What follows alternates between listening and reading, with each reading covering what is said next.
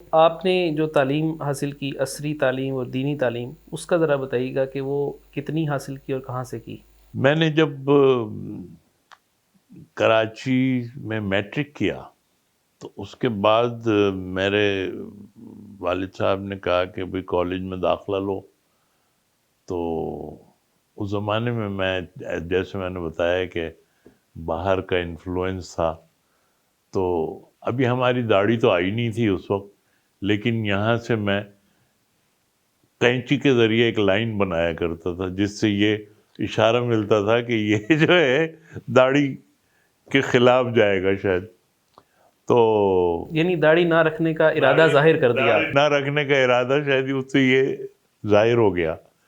تو میں جب گیا تو میں اس وقت صدیقی لکھتا تھا اپنے نام کے آگے. تو ہم نے جو کالج کا فارم بھرا تو اس میں نے لکھا نظام الحق صدیقی. حسن عادل صاحب ماشاءاللہ ابا کے وہ دوست تھے، اللہ تعالیٰ انہیں غریق رحمت کرے، ان کی رحمت. وہ مجھ سے بہت کہنے لگے کہ بیٹے آپ صدیقی لکھتے ہیں؟ میں نے کہا جی. تو کہنے لگے تھانوی نہیں لکھتے؟ میں نے کہا جی نہیں. کہنے لگے کیوں؟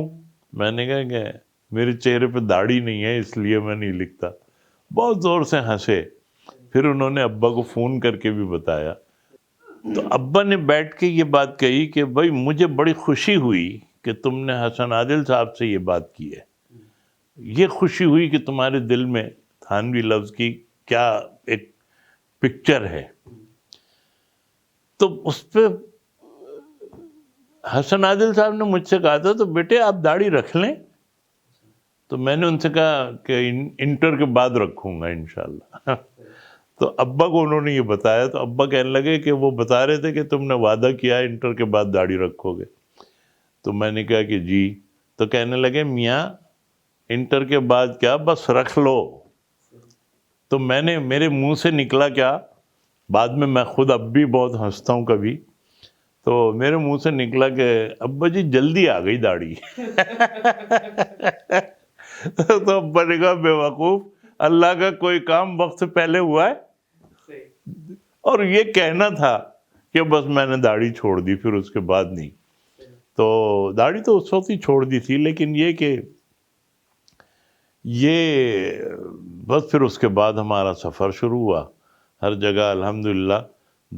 اسی داڑھی کی برکت سے اور جس خاندان کے تھے اس کی برکت سے اللہ تعالیٰ نے ہر جگہ ہمیں برائیوں سے بچایا.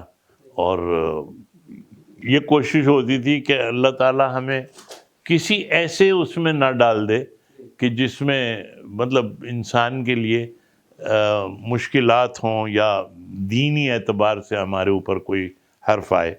اللہ نے بڑی حفاظت کیا ہر جگہ الحمدللہ.